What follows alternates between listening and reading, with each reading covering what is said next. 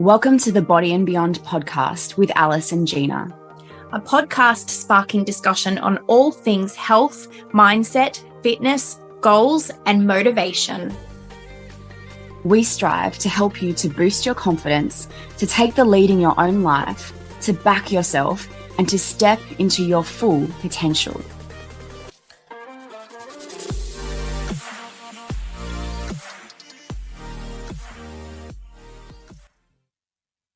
Body and Beyond is proudly sponsored by The Seed Cycle.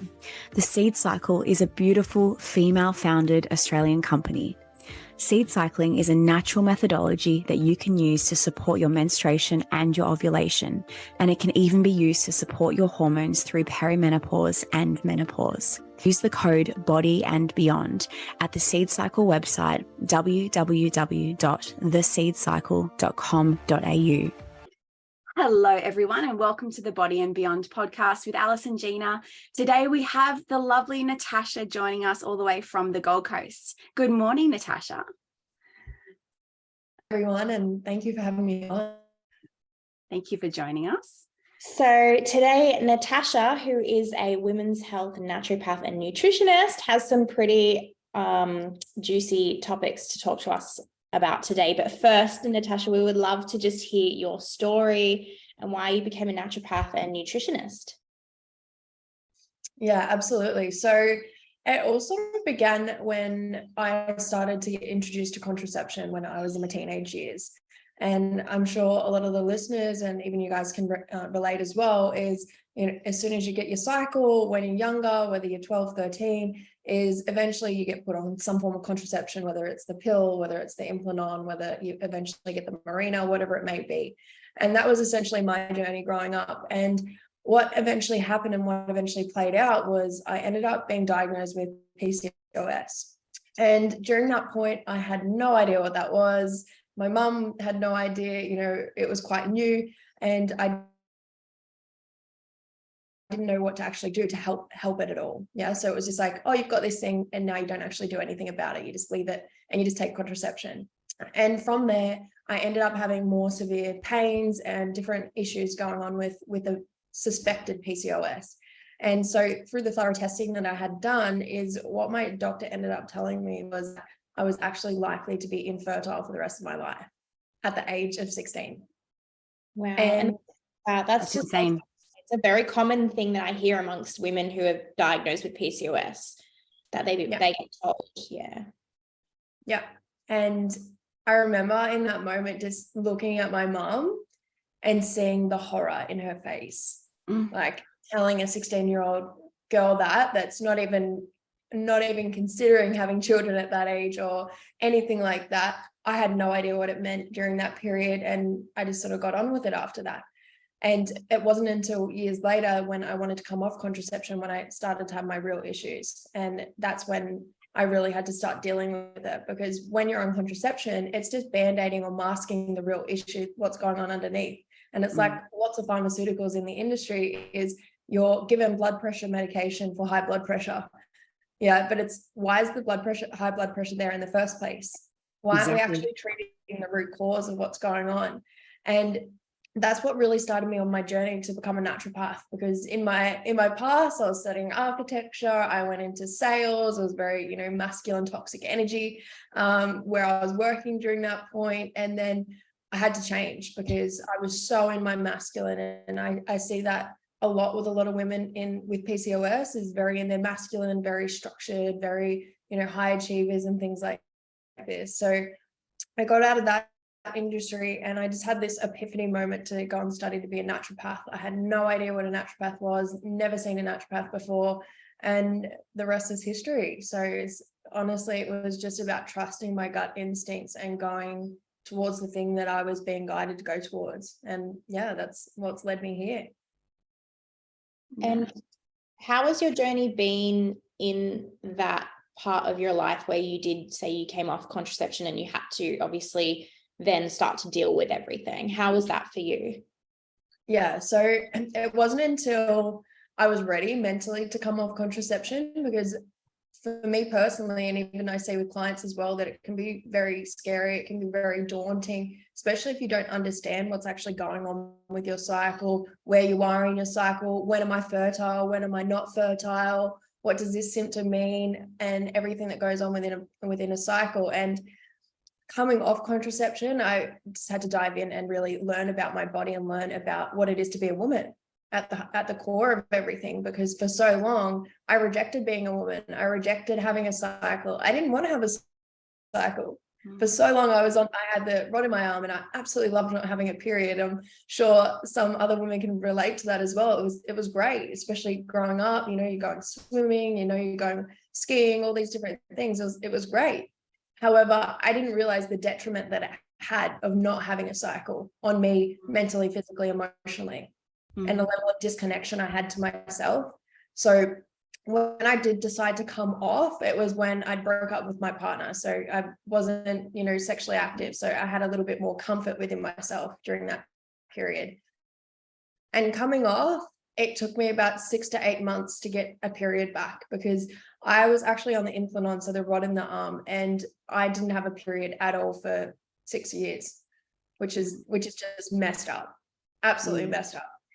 And waiting for my period to come back, doing the supplements, doing all the different protocols to help support me through. But it was just like a waiting game, essentially, waiting for my body to be at an optimal state to be fertile, essentially. So it took me about 6 to 8 months for my period to come back. And then when it did come back, I was just like smashed with a whirlwind of emotions, because what happens when we're on contraception usually, especially if you're on, say, a progesterone only contraception, say something like the Mirena, the rod, or, you know, some pills as well. If they're progesterone only, I see a lot of the time is you plateau quite a lot emotionally, and you don't have all the highs and lows during your cycle.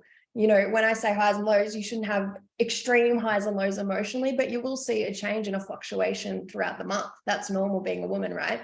And when that came about, that was the biggest shock to my system, because I was so disconnected from my emotional state that I was just crying. I was totally chaotic, and I couldn't regulate my nervous system during that period because it felt so foreign, because I hadn't had a cycle for 6 years, and I was so disconnected to myself and to my cycle as well. So I think that was probably one of my biggest challenges, was really honoring myself and honoring how I feel during the month. So when you're, you know, premenstrually, maybe you might feel a little bit more fatigued, a little bit more emotional, a little bit more introverted. Yeah. And then ovulation, you might be wearing the red lipstick. You'll want to go out dancing. You'll think every guy around you looks amazing. Yeah. And it was just really honoring where I was in my cycle and understanding that as well. And knowing that not every single day is going to be the same like it used to be. Now I'm on a 28-day cycle, and I'm going to fluctuate, and I'm going to flow, and I'm going to allow myself to flow and dance through the month, rather than just hustling and grinding every single day like I did in the past. So I feel like that was my biggest challenge, was definitely the emotional aspect. And then what happened thereafter was definitely different symptoms coming back. And the biggest challenge for me was definitely post-pill acne. Post-pill acne usually comes about 6 to 12 months after coming off contraception. And that was my biggest challenge. My second biggest challenge after that was the emotions. Then came the post-pill acne, and that took a little while to definitely heal. And yeah, it was definitely a big challenge for me during that period.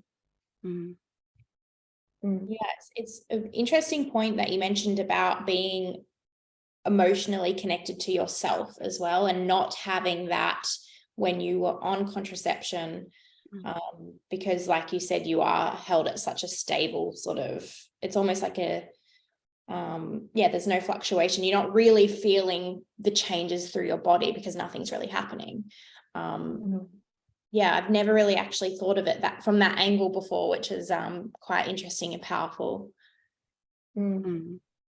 And it almost gets seen as, for young women, it almost gets seen as the period is such an inconvenience. And it's, so like your comments around being able to stop that. I do remember like being younger as well, and young ladies skipping their fake bleed on the pill, and just it being such, yeah, it's really interesting, hey, when instead of seeing it as such a blessing to be able to go through that.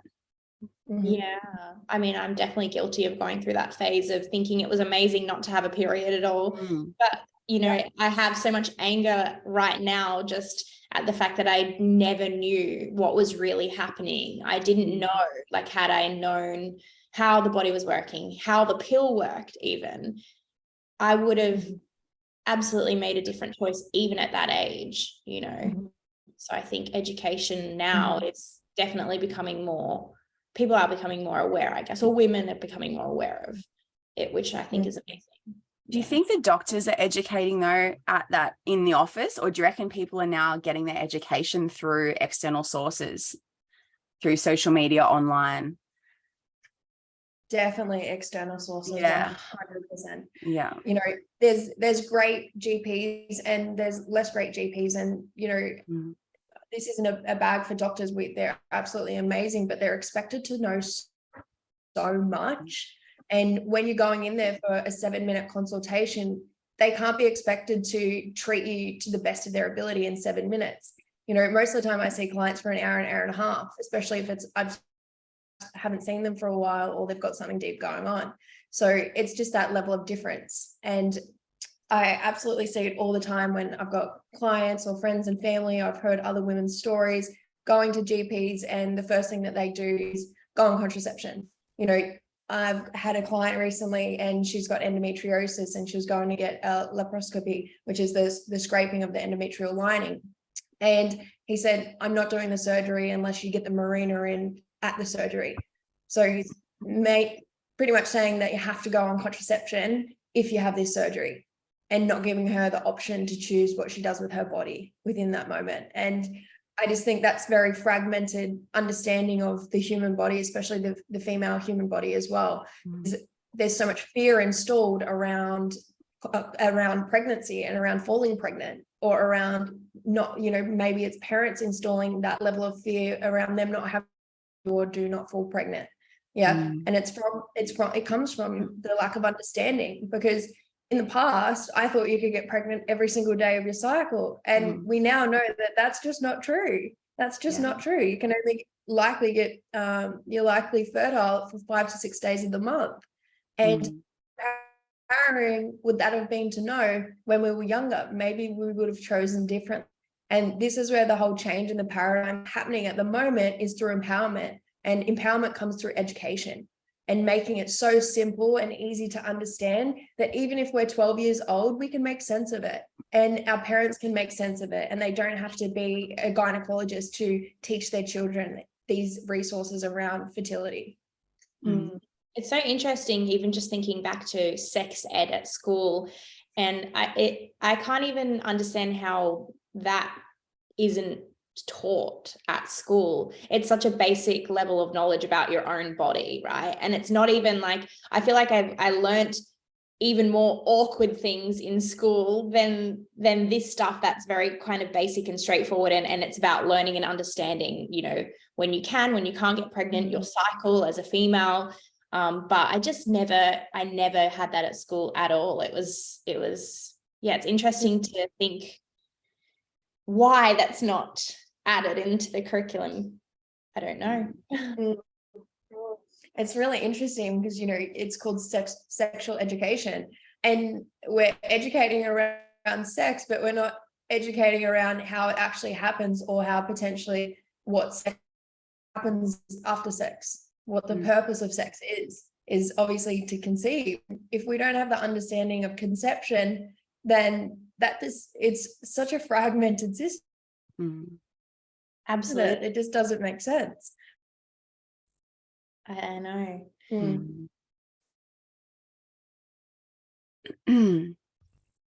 So obviously we're kind of on a topic of PCOS or endometriosis. Is this sort of what you work a lot with as a naturopath with women? Are they the types of things that you work with mostly, or?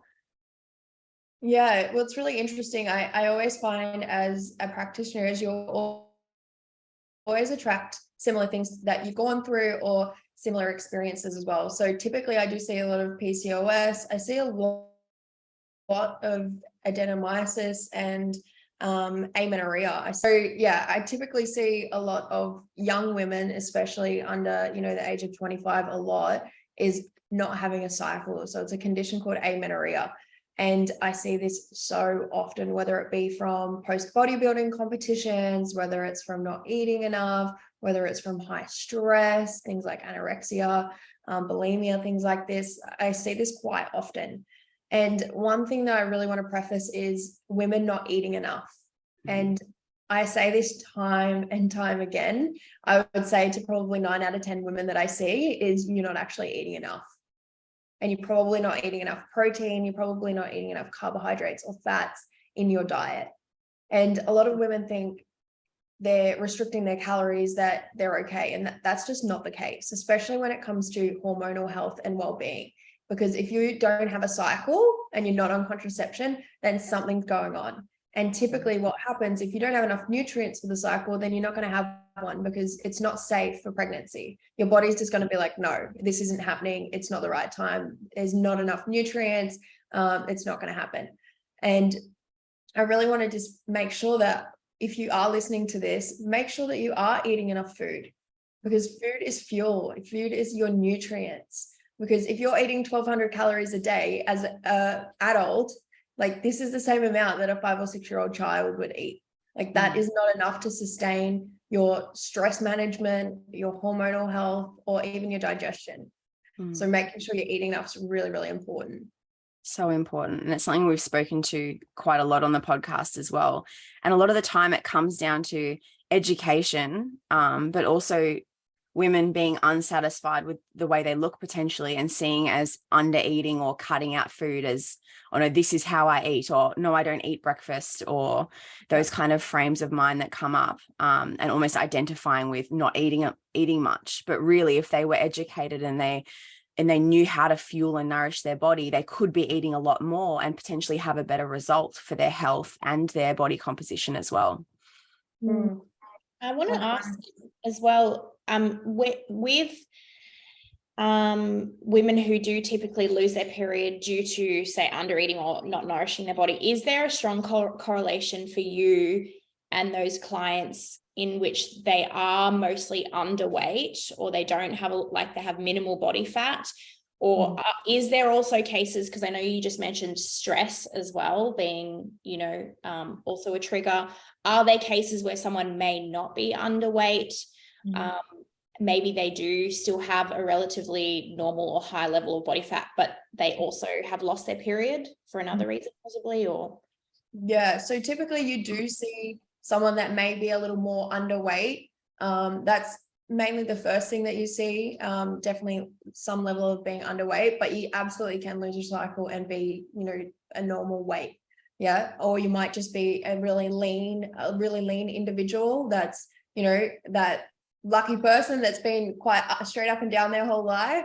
But yeah, typically underweight, but also if you're super stressed out, then your body's going to prioritize that stress response before it's going to prioritize reproduction. So you do see both, but typically it does trend towards more that lower body fat, potentially a level of being underweight. But the thing is, you may look at someone and may think, oh, they look okay, they look quite healthy, they're thin, or they're quite skinny, but they don't look undernourished or malnourished. However, likely that they are. Just because you look great does not mean you're healthy. I see this so often, is you typically see it a lot in the fitness community, is, they look amazing, but likely if you did their blood work and actually dived into how they are optimally, they're likely probably not even optimal. They're probably thrashing their body with caffeine, under eating, going through radical diet phases, overtraining, all these types of things. So really ensuring that the body is at optimal for recovery, performance, well-being, and especially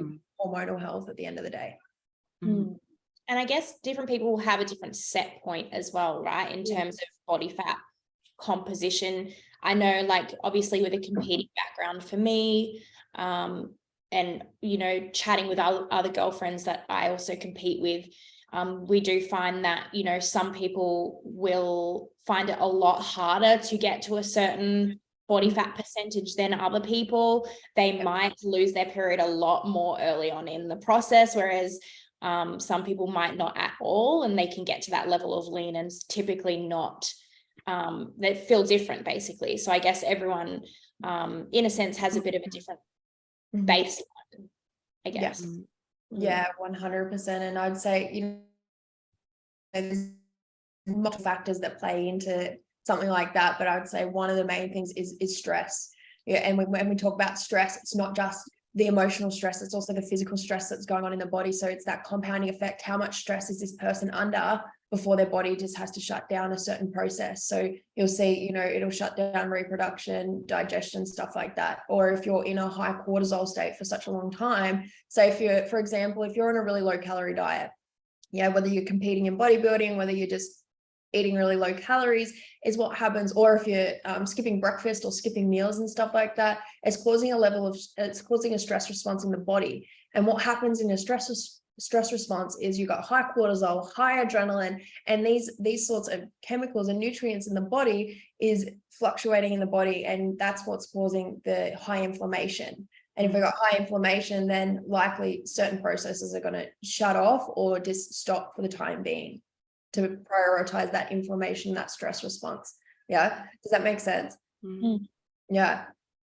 So it's kind of just depends on how much resilience that person has physically, emotionally. I do see some competitors specifically, if they've been doing it for a long time, or, you know, they've become more conditioned to doing it, that they get better at it. Their body can manage the stress in a better way, or maybe they're doing more recovery, or, you know, regulating their nervous system at a better level, compared to someone that's doing it for the first time. It's a bit of a shock to the system essentially. But it's not always the case, as we know. It really depends. It depends on our environment as well, what's going on in your environment at home. So many nuances, really. Yeah.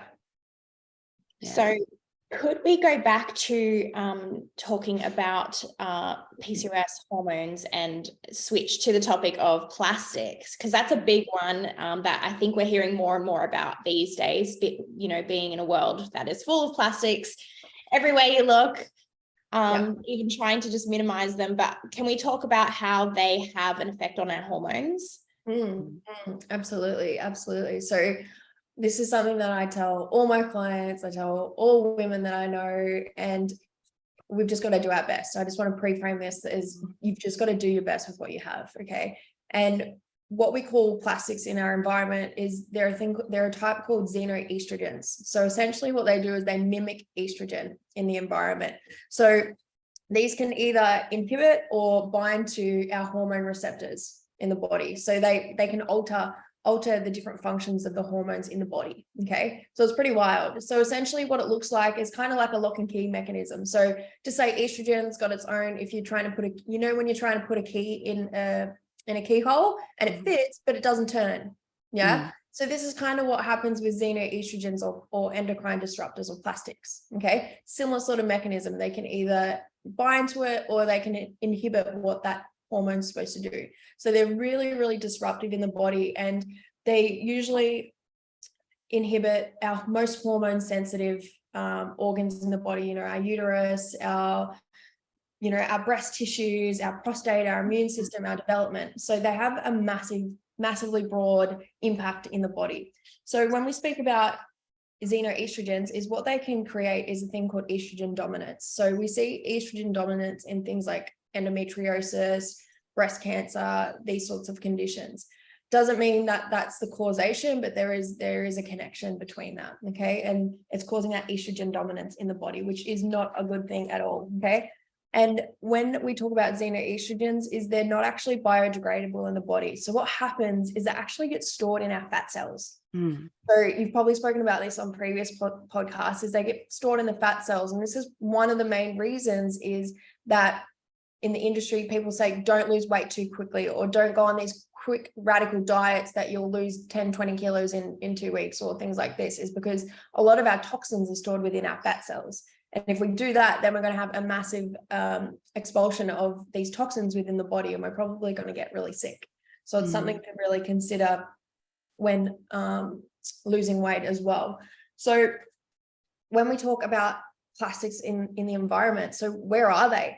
Where are the plastics in the environment? So the main things that we think of, maybe like plastic water bottles, plastic containers, these are probably the main things that you think of, right? But one thing that isn't spoken about is things like our skincare or our beauty products. So especially because we're speaking into women, I really want to touch into these, is our skincare products and our beauty products. So these are probably the two hardest things for women to detach from or to change products, because sometimes the natural ones aren't as great as, say, your NARS concealer or things like this, or your red lipstick that's got a lot of red pigmentation in it that's full of carcinogens.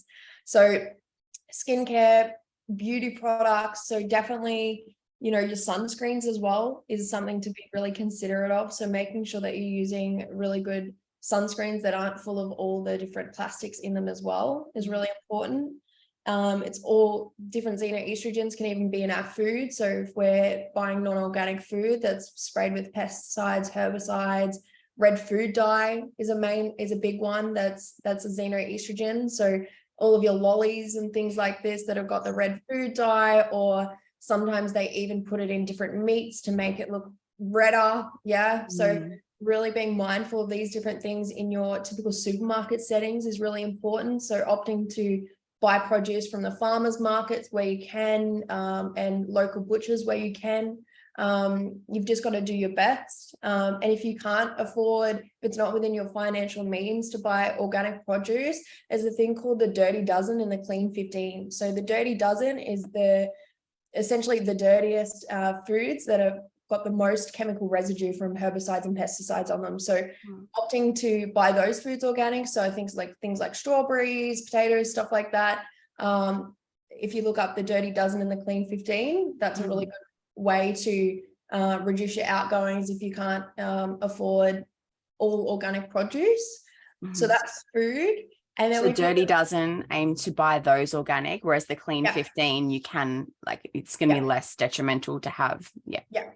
So the Clean 15 have less chemical residue, or you might be able to peel the skin off and things like this, but typically they hold and retain less herbicides and pesticides. Doesn't mean they're completely free of them by any means. You know, the air we breathe has chemicals in it, so you've just got to do the best you can. And especially if you're someone that does suffer from something like endometriosis or an estrogen dominant condition, I definitely recommend implementing these strategies as soon as possible. And that's what was so awesome about having Dr. Yvonne Burkhart on as well, is she's so down to earth. She says, you know, do what you can, make a small change, you know, every couple of months or whatever. Like, it's all going to contribute long-term to your health and wellness, but definitely don't overwhelm yourself with trying to change everything at once, because it's not possible. And a lot of people just go, oh, it's too hard, I'm just going to continue doing what I'm doing. So. Yeah, 100%. And it's exactly what I say to clients as well. If you want to do that, absolutely go ahead. But majority, including myself, it's a slow process, especially when, you know, it's your kitchen appliances, it's your cleaning products, it's your beauty products, it's, you know, maybe your bed linen, you know, the chairs you're sitting on, it's all in our environment. So it can be really overwhelming and challenging as well. So doing your best is really important, and within your means as well is really important. So there's no shame around where you're at in regards to that.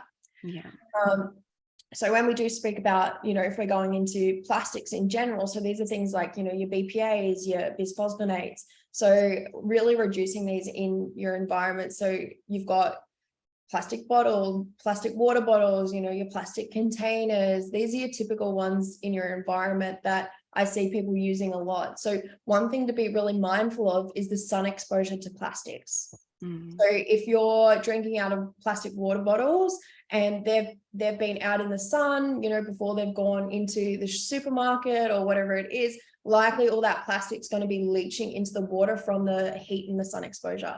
So being really mindful of things like this. So opting for, you know, drinking water that's not from plastics, really important, or opting for food that's not contained in plastic. So this includes not only, you know, preheated meals or plastic containers that we've meal prepped food in, but also when we're going to the supermarket and you're buying all these foods that are in plastics.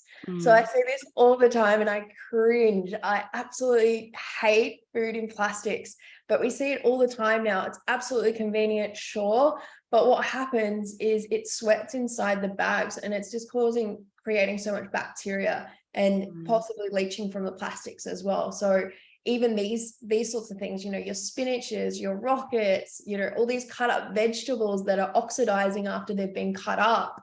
Yeah, the reason that we buy whole vegetables is because they stay fresher for longer. And that's really important because if they're not fresh, what are they? They're full of bacteria. And we don't want to be consuming any more bacteria, right? So cut up vegetables that, yes, they may be convenient, sure, get them every blue moon, but definitely opt for fresh is best. And, you know, if you're buying cut up pumpkin, just buy a whole pumpkin and wrap it in a tea towel and put it in the fridge. You know, things like this. So definitely staying away from foods that are wrapped in plastics in the supermarkets is really important, not only for the plastic exposure, but also for the bacteria that's created within that environment, because it's a hot, humid environment and that's where bacteria grows. So that's a double whammy. And that's my number one hate in the supermarkets, all the cut up fruit and vegetables. So that's definitely your food sources, and making sure that you're not heating up your food within plastic containers in the microwave is really important. So if you're buying meal prep meals, that's totally okay. Transferring them to a glass container is really important. And exactly like we were saying earlier, slowly transition from your plastics to your glassware, or slowly transitioning from plastic bottles to you know, a glass metal bottle, and so on and so forth. Yeah. And when we talk about plastics, they're not only in our environment that we cook in, they're also in our beauty products, in our makeup. So, you know, you've got a lot of phthalates in your makeup, your beauty products. So really being mindful of swapping this. So there's this great website that's called, oh my God, I've totally forgot it. Oh my God. It'll come to you. It'll come. Oh, I have to share it. 1 second. I have to share it. Wow, that totally. We'll pop it in the show notes. It's not a problem. Yeah, I'll pop it in the show notes. It's the best website to buy organic bunny. That's what it is.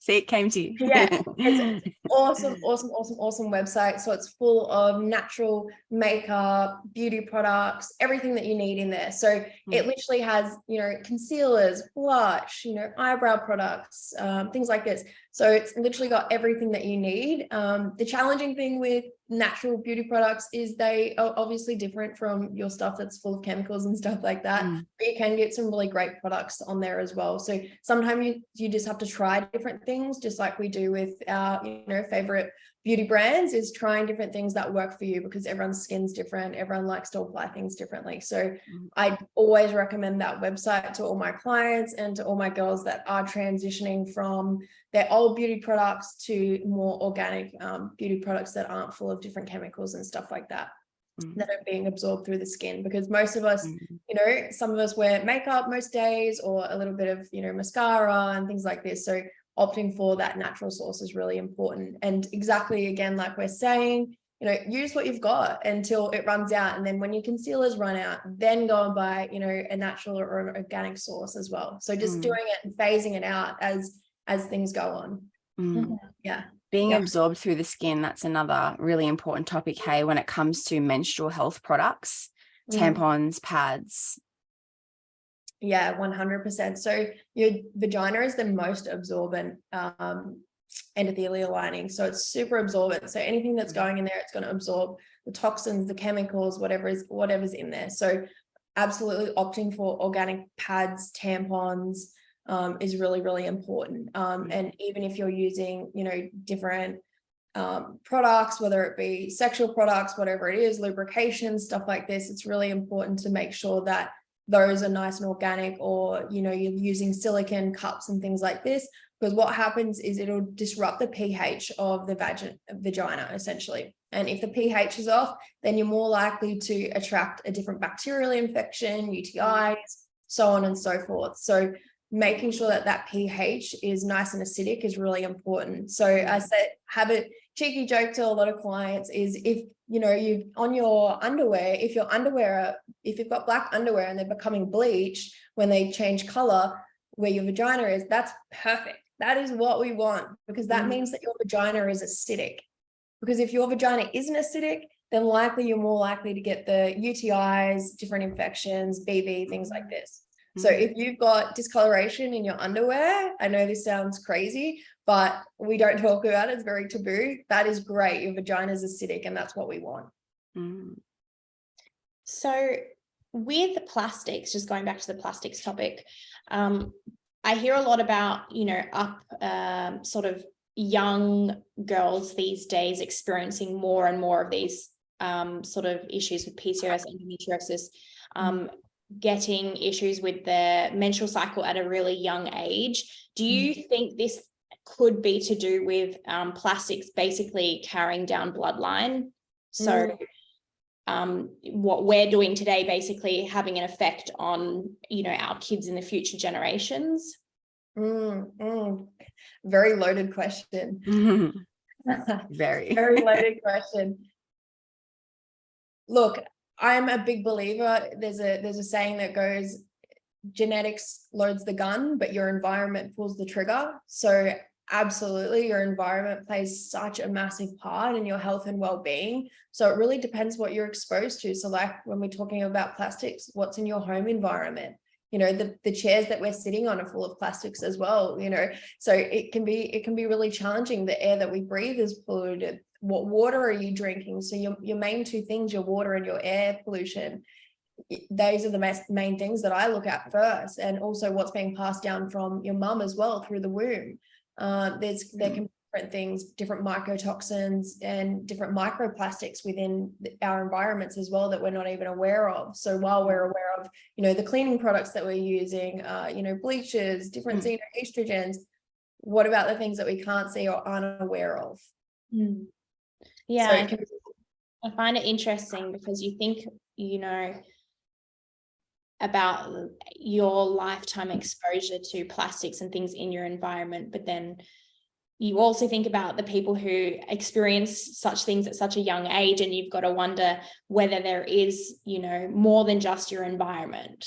And, yeah, I guess that's what I'm kind of thinking, because obviously I don't have PCOS or endometriosis or anything like that, but I guess for me personally, I'm thinking consciously about when I go to conceive, or if there are things that I can do that will help, future generations as well. And if it really matters, I guess.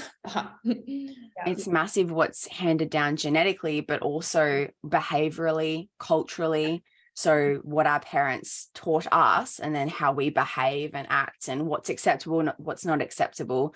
So it's what we're passing on from that perspective as well to the next generation.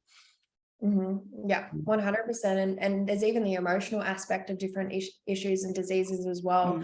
So when we're talking about different womb-based traumas or experiences, I see endometriosis being a lot with conflict and regret and shame.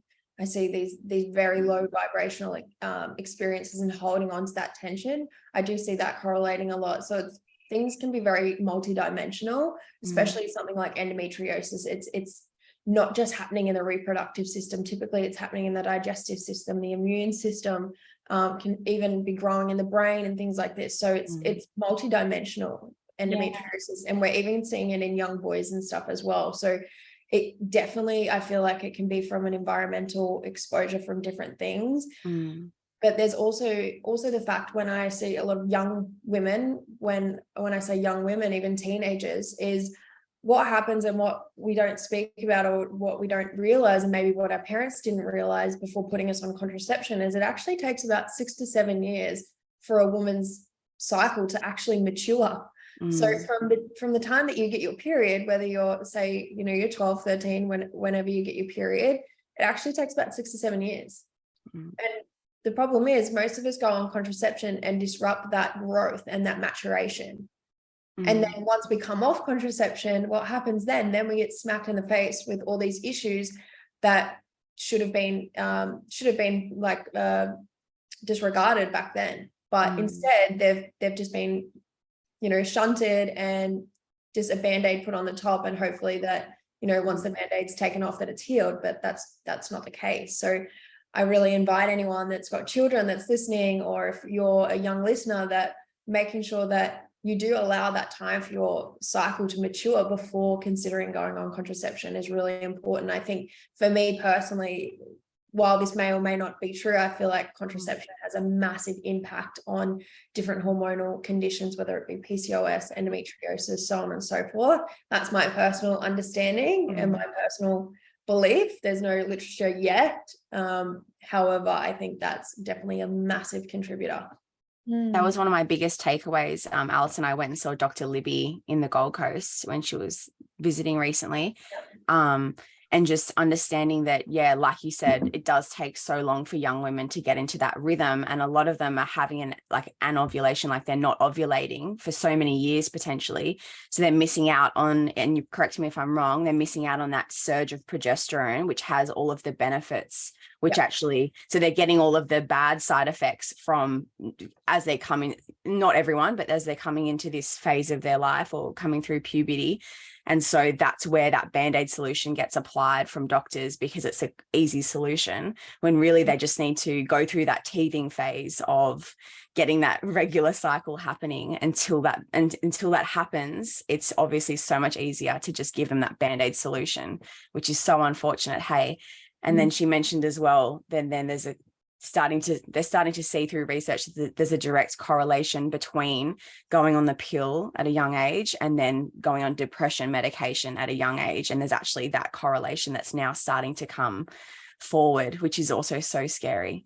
And it's so interesting you say that. Is exactly what I was thinking, because you see such a trend. And with clients, I see such a trend in young women, because most of them, getting their cycle between the ages, 11 to 13, likely, give or take, and then going on contraception within a year or two, and then having anxiety, really bad anxiety and depression by the age of 16, 17. And that's typically the trend that's going on. And then you see, the rates of suicide in young girls and stuff. It's absolutely horrendous and shouldn't be at the level that it's at. And I definitely personally contribute that to a lot of contraception, because it's dysregulating your hormones. Of course, you're going to feel like a little bit of a psychopath. Yeah. it's normal, because you're dysregulating your normal hormonal balance. Absolutely. And you definitely just need to let your body mature, because imagine if you were, a young baby growing your teeth and you just stop the growth of your teeth. Like, of course, there's going to be some gum pain. Of course, the baby's going to be hungry, not going to be able to eat the right foods, nutrient deficient, so on and so forth. And it's no different to a woman with their cycle. But instead, what happens is we just slap on contraception because we don't want to deal with the potential aftermath of someone being pregnant or, things like this. But that's a really cool metaphor or correlation you've made, because, growing teeth is so normal and expected, and everyone's like, oh, they're going through teething pains, but it's kind of true. Hormonally, we go through these growing pains, these teething pains, but that's not okay. It's like, it's just part of the process almost. And it's such a massive thing, is if you can't see it, then it's not there. And that's just bullshit, because teeth you can obviously see, or you can see the gums bleeding, or they're sore, or crying, blah blah blah. But when your cycle, it's not honored the same way. It's something that's taboo. It's, you'll be fine, get over it, you're just crying, whatever. It's like, well, I've seen the difference between young women, very, very few and far between, but I have had a couple of women that have never been on contraception before, and their period's textbook. It's amazing. They've never had an issue. No cramps, no acne, no anything like this, and very few and far between. But then I've also seen young girls go on contraception within 6 months of getting their cycle. And it really needs to come to light around the education around our cycle and how we should honor it. And I think it really comes down to the family unit as well, in teaching the family, okay, well, this is how we respect and honor you during this time. Like, allowing them, the celebration of having a cycle, because it's actually awesome. It's actually great. You're coming into womanhood. And in the past, it used to be celebrated. And I've actually had some clients and families that have a party when she gets her period. I'm like, that's awesome. Why don't we all do that? Could you imagine how special someone would feel rather than my experience when I got my period? I was so embarrassed and ashamed, and I didn't know what to do. I was too embarrassed to tell my mom that, hey, I've got my period. I got it at a friend's house, and I was so nervous and embarrassed. I didn't want to say anything. And it shouldn't actually be like that, because it's a normal process. And the older we get, the more we're like, it's great. I actually enjoy having it now, because it means that I'm at optimal health and I'm healthy. And one thing we didn't touch on earlier is you don't realize how good you feel off contraception until you come off. And it wasn't until I came off and realized, holy shit, I feel like a totally different person. My whole mindset changed, my personality changed, the way I felt about myself changed compared to being on contraception. And I see this with so many women that come off, is they didn't realize how shit they felt until they came off and their hormones were regulated again. It's like, wow, this is what it's actually like to be a woman. This is what it's like to be in my feminine energy. And so many of us were so in our masculine, and it's just like, I didn't know what it was like to be a woman. And I know that may sound a little bit conflicting, but that's how it felt for me. That was my experience in regards to, well, I didn't know how to honor myself. I didn't know how to slow down. I was always go, go, go, go, go, go, go. And now it's like, okay, well, if I need a bit of time to rest or time to just chill out, I'm going to let myself do that rather than beating myself up about it. And it's still a work in progress, I think, for myself as well.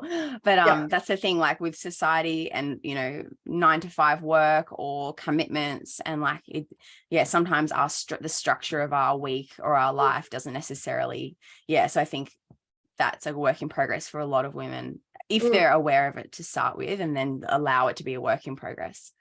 Yeah, definitely. And it can definitely be a challenge when you're running a business, you've got children, you've got a busy lifestyle, you've got goals you want to achieve, all these different things. And it doesn't mean you can't achieve any of them by any means. That's absolutely not what I'm saying. And if you need to take like a day off, then likely something's going on. But you may feel a little bit of fluctuation in your energy levels throughout the month. You may just, dial back training a little bit, or maybe you'll strategically schedule, a day off the gym, or you go for a walk instead of, going and hitting a PB and things like this. So it's just honoring yourself a little bit more and being a little bit more kind to yourself if you're less productive on that day, or you have less tolerance for people, or different things like this. It's just saying, oh, okay, I know where I'm at, and that's okay, rather than being like, oh my God, you didn't get all these things done, you didn't smash a gym session, blah, blah, blah, blah, blah. It's rather than, okay, this is where I was in my cycle. That makes sense. That's okay. Yes. Yeah. Love that. We've definitely spoken to that a fair bit, haven't we, Al? So very powerful and very empowering for a woman to go, oh, it's okay. I don't like, especially with training, nutrition, relationships, like to go, okay, I can pull back. It's very empowering. 100%, because I see it even in myself or clients. If potentially you're in your luteal phase just before your cycle, if you're absolutely smashing yourself and then you're smashing yourself over your bleed as well, likely what happens is the next month you'll probably feel a little bit like shit, or a little bit more exhausted, or you'll be pushing yourself uphill a little bit, might be a little bit more challenging. So it's just really recognizing those different nuances and really connecting back into your body. And it's such an individual experience, because like what we were talking about earlier, everyone has different set points. Some people may feel a little bit more exhausted than others. Some people may be able to push a little bit more than others, but we will notice that if in the next month, more than likely, that will be like, oh, I feel a little bit more exhausted today, it's a little bit hard, or did I overdo it a little bit, maybe during my period or something like that. So important. Well, guys, that's time to wrap up, I think. Did you have anything else that you wanted to go through or questions to ask, Al? I think we've covered most of the big topics for today. Is there anything else, Natasha, that you wanted to make sure that you got into today's recording? One thing I did want to mention in regards to contraception. So we always speak into, you know, the pill is the typical one that most people are speaking into, but sometimes we neglect the other contraceptive methods like the Mirena, the bar, or the Depo-Provera shots. So I just wanted to mention something about the Depo-Provera shots, because I had a client recently that, so if for anyone that doesn't know, these are a contraceptive injection that you get every 3 months. So you have to go back to the GP every 3 months and get a top up of this injection. Okay. So it's rather than taking a pill or, you know, having something surgically inserted. And so this specific one, I just wanted to mention that if you've had it for 12 months, please stop taking it. So you're not actually supposed to take this contraceptive method for more than 12 months. However, I've seen a lot of people be on it for 5, 10, 15 years. And what happens is, one, this is negligence, and two, it actually can reduce your bone density, bone mineral density. So it's really important to be educated on the different methods of contraception and how they can impact your body negatively. So always do your research for whatever contraceptive method that you're on. And if not, ask for a second opinion, or do more research and then get a third opinion, fourth opinion if you need, before going on contraception or changing contraception. Or if you're currently on any contraception, still do your research about side effects, long-term side effects as well. So the Depo-Provera one, you definitely do not want to be on it for any longer than 12 months at any one time. So it's not a long-term contraceptive method. So that's my last thing that I definitely wanted to mention in there today. Yeah, and I also think, like, the overall sort of topic today, obviously we've spent a lot of time talking more about the menstrual cycle, the pills, contraception. I think in general, you as a naturopath, you work to treat the root cause of health as a whole, right? So obviously there's going to be other things that people, you know, issues that arise when it comes to health. And I think the overall message just being that, making sure that we are always trying to look for that root cause. And even if you are talking to a doctor or a naturopath or whoever it is you're going to see, or a nutritionist, you know, really trying to dive into what the root cause is of something rather than finding a cover up is really what we want to be doing, I guess, for our health. Definitely. And I'm so glad you mentioned that, because even if you are diagnosed with a condition, so even if you're diagnosed with PCOS, endometriosis, adenomyosis, amenorrhea, whatever it is, doesn't matter if it's a hormonal condition or not. If you're diagnosed with a condition, that's just a condition. That's just a label. It doesn't actually tell me, well, why did that condition come about in the first place? So the truth is, we need to be asking why more. Why are you diagnosed with endo? Why did this endo come about? And that's when it comes back to our environment, because you can't heal in the environment that made you sick. So likely there's got to be some level of environmental change, because if you don't change that environment, then you're not going to get any better, or you're only going to get so far. So always asking, why have I got this condition? So if you've got endo, well, why did it come about? Where did it come from? Sure, you've got the condition, but we need to find that root cause. And it may be a couple of things. There's usually a compounding effect, and there's usually multiple factors at play, but we need to be treating that at the root cause. So it's like what we were mentioning at the beginning in regards to pharmaceuticals, is if someone's got high blood pressure, what happens? They go and get high blood pressure medication. Does that actually treat the root cause of why you've got high blood pressure? No, it doesn't. The same as endometriosis. If you've got endometriosis and you go and get a scrape or a laparoscopy, is that really treating the root cause? No, it's getting rid of the endometrial tissue growth, but it's not actually treating the root cause. The same as PCOS. If you go on contraception for PCOS, is that actually treating the root cause of why your testosterone's high or why you've got cysts on your ovaries? No, it's not. So we really need to treat that root cause and stop approaching things with a band-aid approach. And that's just the reality, because GPs typically have a lot of different pharmaceuticals that help with a band-aid approach, essentially. And sure, they might be able to help, and sure, we absolutely need pharmaceuticals for some conditions. If you've got high blood pressure that's skyrocketing, then likely it's probably a good idea to go on the blood pressure medication for now, isn't it? But so this isn't saying don't go on medication at all by any means, but it means sure, we can use it for a short period of time, but we still need to address the why. We still need to address the why through investigation and really finding why it's going on for you specifically. If someone's listening to this and they've got endo, for example, and they go, what do you mean the root cause for endo? And obviously it is unique and individual for everyone, but what have you noticed in the past with clients? What is that underlying why? Yeah, so endo, like we said, is very, very multifactorial. Yeah. It's got a link to the digestive system, obviously the immune system through inflammation, and it depends where the endometrial tissue is growing. And I also find that there's definitely an emotional aspect of it as well, because it is such an impacting condition that it impacts our mental well-being to such a heavy degree. And I find there's definitely that level of conflict and shame that comes around with endometriosis. That's my personal opinion, so you're welcome to take it or leave it. But definitely I always firstly go to the gut is my main first protocol for endometriosis, and seeing if there's some level of infection that's causing inflammation in the body, okay, and reducing that as much as we can, whether it's bacterial overgrowth, whether it's parasites, candida, and starting there is usually a really good start. And also supporting the immune system is really important as well, and then wherever the endometrial tissue is growing as well. So definitely multifactorial, and it does take time to overcome and heal. Yeah, beautiful. Thank you so much for joining us today. Where can everyone find you, Natasha?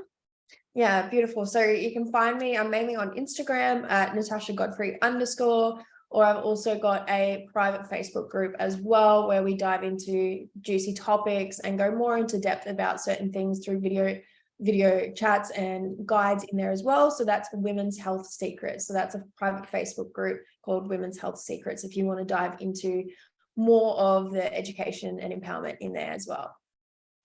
Amazing. Thank you. Awesome. So welcome. Thank you for having me on. No worries. All right, guys. So that was a good one for today. I hope you guys enjoyed it. Please don't forget, take a screenshot, share it with your friends so we can grow our Body and Beyond community. And we will be back with you guys for another episode soon. Thanks, guys. Bye.